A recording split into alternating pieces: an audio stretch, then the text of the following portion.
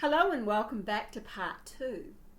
I'm sitting here again with Gilly, and we're going to explore just a little bit more and a little bit deeper into not so much my journey, but what that's created within me and what I've been able to create outside of me, if that makes sense. But I just want to quickly jump into something that Gilly just said. In the build-up or the preliminary to jumping on the second call, and we were just having general discussion, but I loved what Gilly how she described me when I was expressing a little bit of frustration. So Gilly, would you share what you just said about how you see me, or perhaps how I am? I love that. Yeah, no, I was just saying that I love the fact that, you know, you have lived so many lives in one lifetime, and I feel like one of your most beautiful soul gifts that you bring to working with people is that you have seen so much that you can't be shocked by life. And I feel like people feel they could bring you anything, and I certainly feel that in our friendship, that I can talk to you about anything and you're not like, oh my God, have you done that? And I feel like you're like a fairy godmother, but also a fairy godmother with a whip sometimes. and I love that because I, in the last kind of week, I've been looking at some ways that I see myself or see other people, and sometimes I feel I can be like that really compassionate person, and then other times I feel like I'm not saying the least compassionate, but it's like, come on, you know, frustration with myself and other people when we're not seeing and moving through the piece that can be right in front of us. Yeah. And don't you feel like sometimes when you can see that piece, that little piece of the jigsaw, and someone else can't see it, like that illumination piece for someone, it can be such a breakthrough moment for people to actually allow them to see what they need. And then it's like, oh my God, I can't believe I can't see that. I can't believe that my relationship's the way that it is, or I'm, you know, got this relationship with my kids. Like, Absolutely. Tell me more about that. Well, that's, I think, the piece that I'm really now leaning into, and how I can support other people. Yeah. It's having that bird's eye view. Yes. You know, like flying above the forest and being able to see down and see what's actually going on. Yeah. And then supporting someone to see that for themselves. But sometimes one of my and I can do it with myself. It's like I just want to like kind of go in with the get the whip out. Yeah. The sledgehammer. With the sledgehammer, the whip, like that hard piece. Yeah, sure. In getting them there quickly. Yeah. Getting myself there quickly. Yeah. But knowing there's actually a gentle process, pathway. Yeah. But again, that gentleness sometimes means that there's a kick or a slap or whatever that we can either give to ourselves or someone else, or the universe is going to provide that slap or that kick in terms of the next big event where we've got to struggle or see that there's something there I'm not seeing. So how we can go about that. Well, I feel like there's no time to waste, really. So I think, you know, the time for us to be sugarcoating things is probably over. Yep. And I think that, you Love know, that. judging by the sounds of the people that you're going to be working with, or that you are working with, it's really conscious people. Yes. And people who are doing their own work. Am I right with that? 100%. Yeah. 100%. So it's not people who've never heard about, you know, inner work, or they've never kind of gazed inwards. Yeah. And I guess, you know, as we know, it's often a previous version of ourselves that we can help the most and in the most beautiful way, because we've been there. So it's not even so much about you know the journey, our specific own journey, but it's about getting to that point of what am I trying to say? I have no frigging clue. It's just gone completely. As that can happen. It's got nothing to do with age or anything like that. So, something you just said before, Gilly, that we can often say to ourselves or someone else, or we might read it or see it on Facebook or whatever. Oh, what's the thing you want to? If you could go back and if I could talk to 10-year-old Karen or whatever, what would I like to tell her?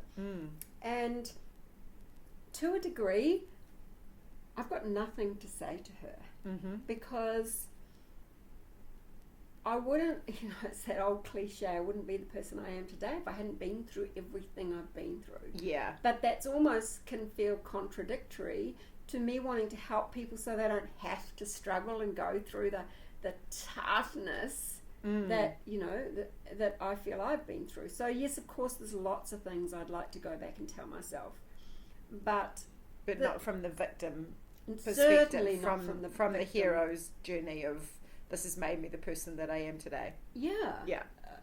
But I think I might have even said this in part one, is that I feel I used to say these words and not mean them in the depth and in the way that I do now, and that is I feel truly honoured and blessed to have been on the journey that I've been through. Yeah. Wow. But however, if I had my time again, would I choose it all consciously? Probably not. Probably Would not. anybody though? Exactly. Exactly. The benefit of hindsight and all of that wisdom learned. But that's really big to say and to actually really mean. So everything that's happened to you, all the hard times, all of the things that you've been through in your marriages, with your children, grandchildren, all of it, you feel has actually really blessed your life. 100%. And it's really something 100%. that you embody. So when you're mentoring people, it's a real embodiment of that energy. Is whatever you're going through, there will be something within there and that's going to help you. We can all look back, I think, and say, look at all the things and judge ourselves, especially, and other people, but judge ourselves on the wrong decisions that we might have made, or if we'd only done this, or things that we're embarrassed or guilty, feel guilt and shame about. There's a lot that can sit within us because we feel that way, instead of knowing we can't get it wrong. Like, the whole thing is all like kind of perfect because it was. Yeah.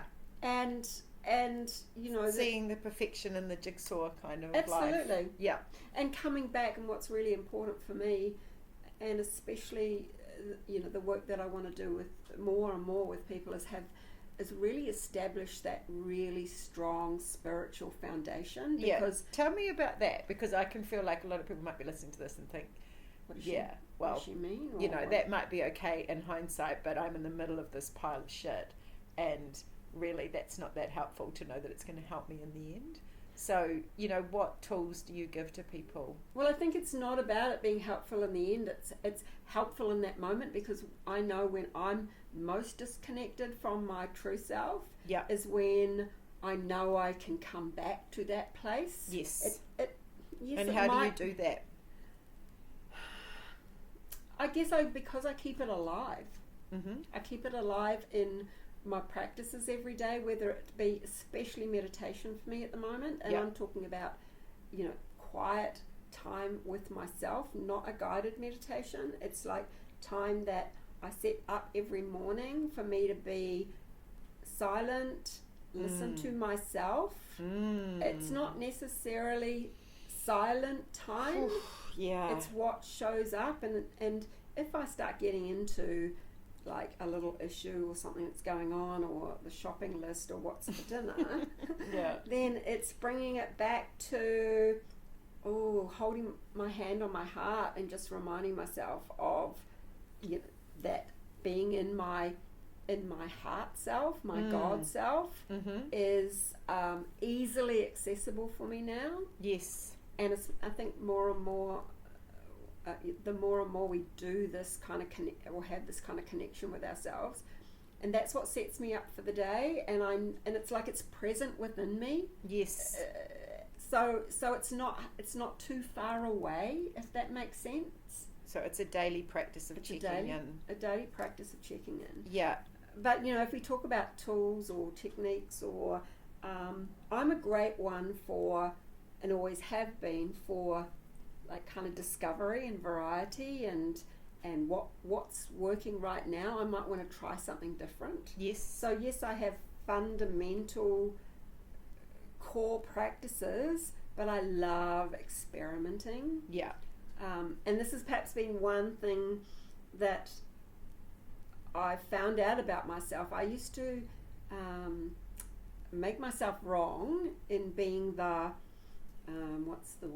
the shiny object person that gets pulled away. I could tell myself it's wrong to do that, but now I honour that about myself. Story. Yeah, because that's actually trying new things, isn't it? There's two perspectives to that. Absolutely, and it's that kind of creativity. Yes. I love projecty type things anyway. Yes. But it's like, yeah, I think we've got to balance that and look at where am I in avoidance or denial, and I'm like, I don't want to have to sit with this, or this is I'll try something else, or this isn't working, I'll try something else. And I think I now have a better handle on that for myself, and I think the more and more we can be with ourselves and know who we are, and honour that without making ourselves wrong, but have enough discernment to know when we are using it as an avoidance or denial or escapism. So being with ourselves and honouring ourselves through meditation practices, through other practices. I know that you love journaling. Something that you do. Journaling's definitely. Yeah. And again, the type of journaling practices have evolved for me. What I used to do as opposed to what I do now, but I might go back to what I was doing 10 years ago. It's trusting myself, and I think that's one of the biggest things for anybody, and certainly for me, is the journey of trusting myself instead of trusting anything external. And it can be I'm going to say some things today. Go on. Even from a spiritual perspective, I think we've got to be mindful, and I'm using this from my own experience, both with myself and observation in clients and others, where our spiritual practices can sometimes also be avoidance of actually having to, for sure, to go inward, and really learn about ourselves and trusting ourselves instead of always looking for the next spiritual practice or a healer or a person that's going to tell us what it is that we should be doing or what we need to know, when we do have access to all of that within ourselves. So you're really about empowering people back to their own wisdom and 100%. Back to honouring themselves and being with themselves 100% through inquiry and asking questions. Absolutely. Allowing them to see themselves more fully. Yep, and I think that seeing ourselves more fully is seeing the humanness of ourselves and our story and our journey.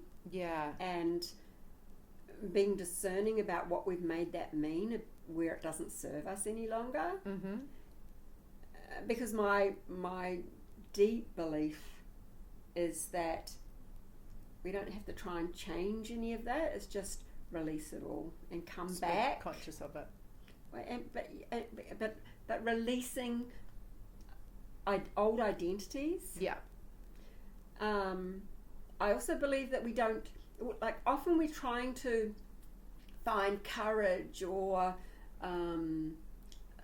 confidence, or I don't believe we're trying to find it. I believe we're just trying to let go of all the bullshit stories and come back to our true self. So there's always that constant, or can be that constant tussle between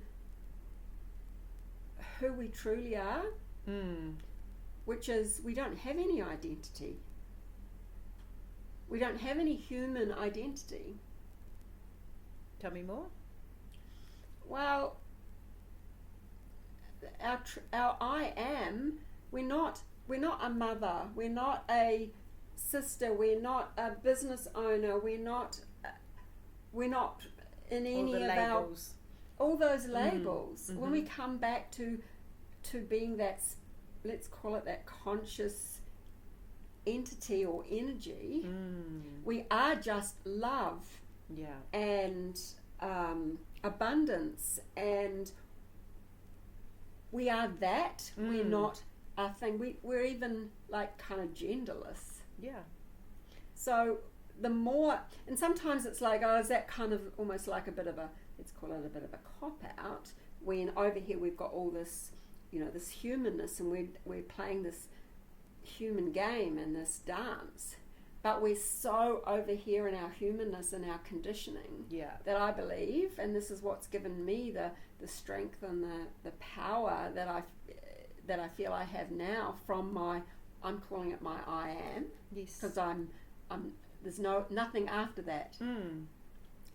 That if the more and more we can lean over to this, into our I am, we can get that balance back between our humanness and our non-humanness. Does that make sense? I love how you describe that, and even just listening to that, and I can feel the transmission of that energy as I'm sitting here with you as being something that you've really integrated and you've embedded and is a truth for you. And I think what happens in this energy is that when we come together with someone and we are with them, our presence changes them when we've already worked into that I am presence. There's something about it that there's like an energy transference, and we can use words to try and describe it, but something happens and it's like, oh yeah, I remember the truth of myself.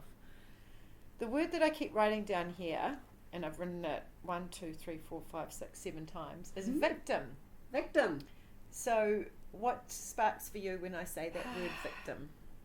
I used to very much see myself as a victim, especially I guess in my first marriage when I felt trapped, really trapped. Yeah, of course. And everything was being done to me, and there was no escape. Yeah, so and let's just remind everyone, you were 18, was it? I was 18 when you got married and became a mother at 21. Yeah. So 2 children, trapped in an abusive marriage. Yep. And felt really trapped. Yep, really trapped. Yeah. Really trapped. So how did you move out of that victim feeling? Like, do you remember consciously? No, I don't recall a defining moment. Sure. Micro moments. But it has been a journey through that. Yes. And I, hand on heart, do feel that I don't sit in any victim energy around my circumstances. That does not mean that I might not pop into that kind of way of being occasionally when I get particularly triggered or a situation arises. But you use it as fuel to actually understand yourself more fully rather than to stay stuck in poor me. Absolutely. I haven't really felt a poor me moment, I don't believe, from where I'm sitting right now, for a long time. Yeah. But it's obviously taken a process to get there, because there was a lot of my life where I felt like poor me. So your course that you've developed, can we talk a little bit about that? Absolutely. If someone came to you and they were in that situation that you were in as a young woman, and you were in your 30s. Which situation? which one of the many? Yeah, like those pockets of... Yeah. Well, what would you say to someone who was feeling really in their victim? Like, they're feeling at the victim or the mercy of life. Maybe they've got financial stuff going on, they've got relationship stuff. They feel like they're trapped, they've got no way to move.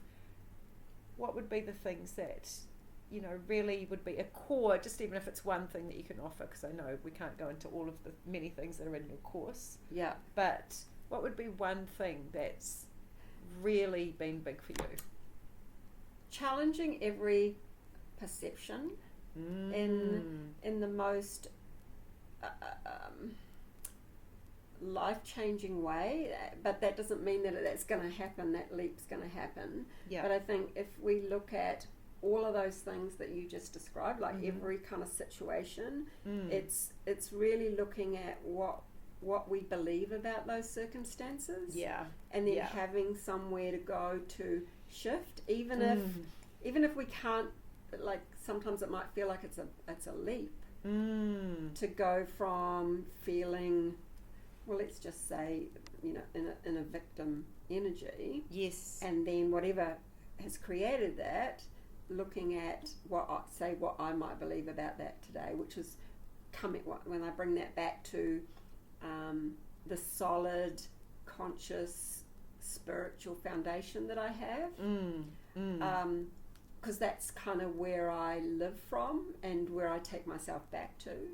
So okay, so having a spiritual or an understanding of the perhaps bigger picture and a practice to support yourself through that process. Is that what I'm hearing? Absolutely, and having that, it's like fertilizing that desire to want to have a new way of looking at things, a new way of being, Yes. a new way of living, a new concept for your life. Yeah. I think that's one of the biggest things, and I guess it's you would find this as well. I would think that the people that get the biggest change and the biggest result are those people who have the biggest quest within them to have things be different To and they take know 100% responsibility. exactly. Yeah, and that was certainly the biggest shift in my life, going from victim to co-creator. Yeah. Absolutely. So Interesting. I probably haven't even answered the question because I don't remember what the question was No, the question was about what would be the one piece of advice that you might give to someone, and it was about having a spiritual foundation or a shift in our perception of, like questioning all of our perceptions. I think that's so fundamental. Like, something's happening to me, something's happening for me. Yeah. What's my perception here?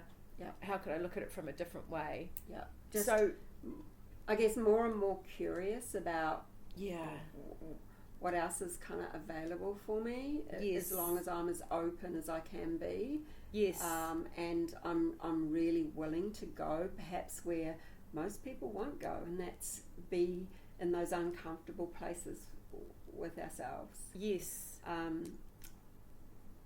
Be constantly looking at how we might be able to kind of challenge. And I'm going to give a little bit of an example here. And again, it's kind of referring back to what I said before about, when we've got our human self and our conscious self, that I believe we need the balance over here living into our let's call it our I am or our God self, because it's been so weighted in the other direction. Yeah. That challenging our humanness is never going to be of disservice. Yeah. So I did a post earlier this week, and it's my perspective on boundaries. Yes. And again, this is a perception shift, and I find a lot of, especially my kind of spiritual friends, can talk about boundaries a lot. And it's like, oh, we need a boundary there, or I need stronger boundaries, or that person doesn't have clear boundaries. I challenge that in our way, and that means often I feel and again I'm talking about personal experience from myself and others that I've worked with. It's like we can try and protect ourselves from having to look at what we actually need to look at. Yeah. So we're protecting our wounded self, Yes, instead of honouring our true self. And that honouring of our true self can mean that we need to look at what's there instead of putting protection in place. So when, like, I couldn't have even heard that a few years ago.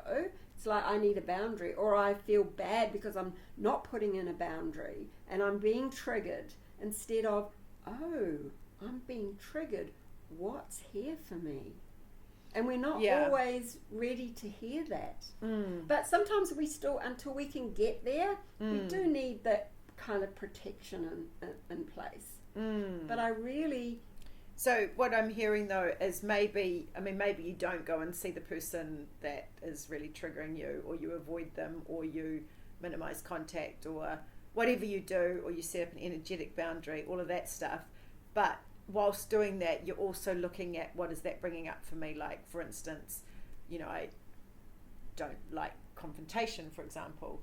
And a lot of my clients who are empaths don't love confrontation.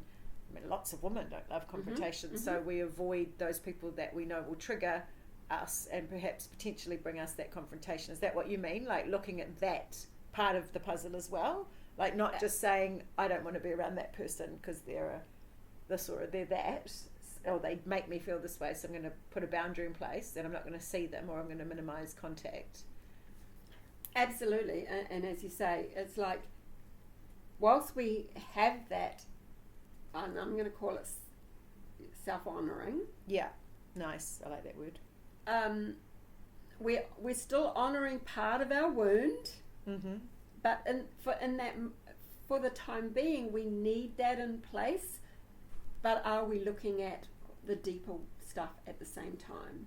Because I know so many people put all these boundaries in place, and they're actually just creating making a fortress. Making their world smaller and smaller. No, because that's not what we want. It's not coming back to. I mean, I've had the beauty of my granddaughters living with me for the last 3 years, and talk about opportunities to be triggered and boundaries and nothing like 2 teenagers in the house to make you really have to set some boundaries. Setting boundaries. But also, or speaking truth, whatever the. But it's like, where am I just protecting myself because of old shit? Yeah. And where is it healthy for me, for them, and for me to have some guidance in place and that self-honouring. Yeah. So so you're really questioning the wording that we're perhaps using, and also looking at things under the hood, it feels like, in terms of maybe spiritual ways that we might be actually bypassing some of the emotions or the feelings. The emotions, getting really present. Yep, but looking at why, keep asking why am I triggered by this? And then, okay, so it might be that this person has said something and it made me feel blah, blah, blah. Why do I feel that emotion or that? It's like, keep going. I've been doing this as a practice in writing these things down when these things come up. Yes. But the more and more I do it, as a process, that I'm now doing it more and more automatically, or I might be consciously going into it, not needing to write it down, but in that moment, you can see it coming from a mile away now. It's like, I love that. I love that. So it's we've gone all over the place, haven't we? But I wanted to bring that up because that's very present for me at the moment. And just seeing how that's playing out for me and for other people, it comes back to, am I honouring my wounds or am I honouring my true self? And I think when we can get that distinction, it's very, very liberating, because we don't need to put those things in place. So this really is coming back to the fairy godmother with the whip. Yep. So actually, I think I'm going to put that on my Facebook, but in my bio and Instagram. Can I? Yeah, I better ask your permission. Can I please, You absolutely can. I own that? Can I use that? Yeah. Because I like it. And it's funny because I actually said that you're like a fairy godmother, and then you said to me, well, I kind of get annoyed if people aren't really getting the crux of what's going on. So I said, fairy godmother with a whip. And I think that piece is great, because I believe it's what people need. We need, I mean, people that are working with you are people who want to get going. Yep. And they're not new to this. It's not their first rodeo. So they want to get moving on their path, and they want to feel their blocks. So I think what you're doing with your course, that you're offering online, it's great, self-paced, so you can just enter into it at any time, can't you? Yeah, absolutely. And that's that's what I have available right now, but I also have coaching. Yes. You know, Yes. everybody wants to have a... If they want to dive deeper. Yep. Yeah. Yep. And I think that's, you know, if I look at who I work with best and who I love to work with and who tell me about that. get the gold is, like as we said before about conscious, spiritual, you know, it's not their first rodeo, they've done a lot of work. Is that person that feels like they've done a lot of work, but there's still that thing that they can't shift past. Yeah, because we can't see our own shadows. Yeah. It's no matter how conscious you are. Yep. Even probably like a guru can't see his own shadows or their own shadows. 100%. And it's a bit like, you know, it's the you know, sometimes we think that when we're doing the work, it's when we go to a retreat or we're doing some course or we're, you know, whatever those things are. But the work is when we're plonked. When we're plonked in with our family. No one's done the dishes. And who's going to cook the dinner? Somebody's triggered us. Why didn't you take the rubbish out? That's the work. Yeah, absolutely.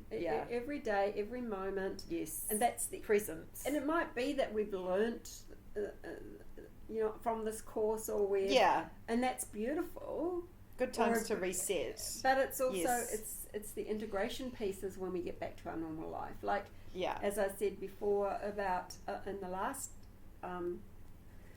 call about, you know, having done ayahuasca and mushrooms, and I've done all sorts of retreats and trainings, and I know obviously a lot of people have done, you know, similar things, and that's beautiful, and a lot happens and a lot of work is done.